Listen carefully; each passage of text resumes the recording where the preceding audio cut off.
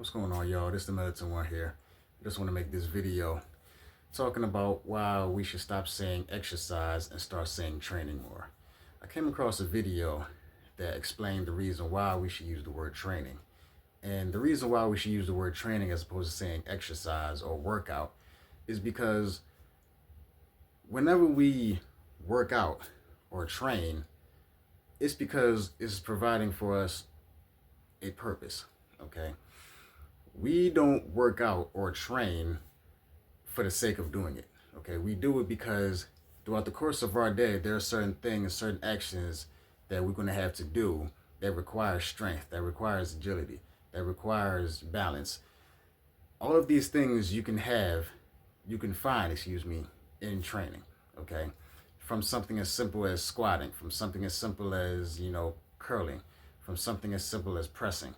All the things we do eventually is going to result in us having to need to do these things to do the things we need to do, if that makes any sense.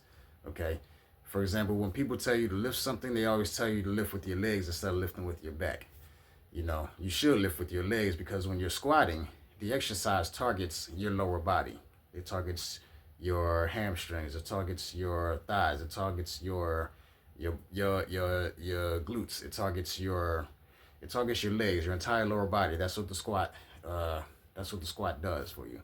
When you're doing push-ups, you're pushing your body off of the ground. Okay, so you're not just doing push-ups, just going up and down. You're actually pushing yourself up off the ground. Think about when you're on the ground, face first or stomach first, and you have to get up off the ground. The first thing you're going to have to do is push yourself off the ground, which is the reason why we should do push-ups more.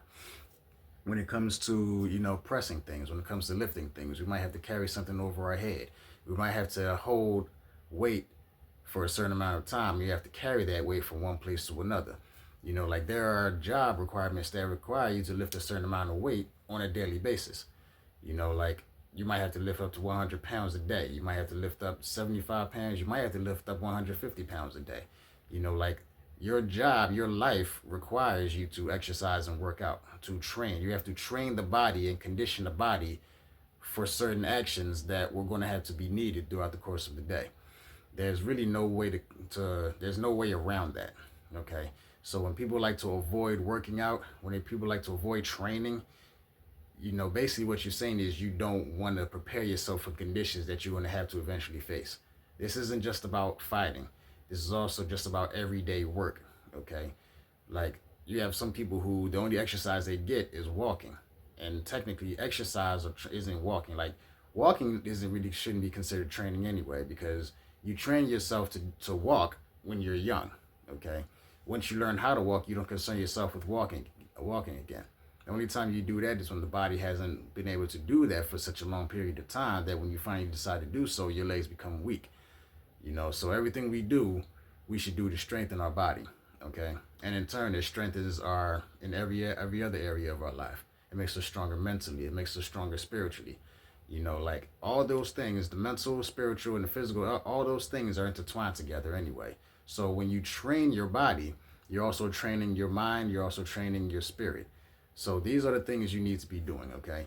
So from now on, when we go out to exercise or work out, we need to look at it more as training, because everything you do, and when you're lifting, when you're pressing, when you're benching, you're training your body and putting your body through the things that it needs to be put through, okay?